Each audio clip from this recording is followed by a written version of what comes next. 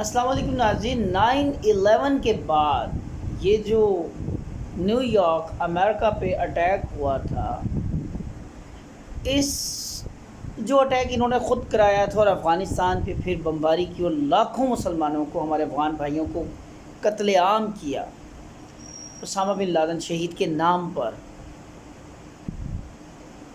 9/11 کے بعد دوبارہ مسلم دنیا میں لفظ جہاد ختم کر دیا گیا اور گورے یہود و نصارہ اپنے اس پروگرام کو منوانے میں بڑی حد تک کامیاب رہے کہ اب غزہ پہ جب 10,000 مظلوم فلسطینی شہید ہو چکے ہیں، پاکستان سمیت دنیا کے کسی اسلامی ملک نے، کسی اسلامی تنظیم نے ابھی تک لفظ جہاد کا استعمال نہیں کیا۔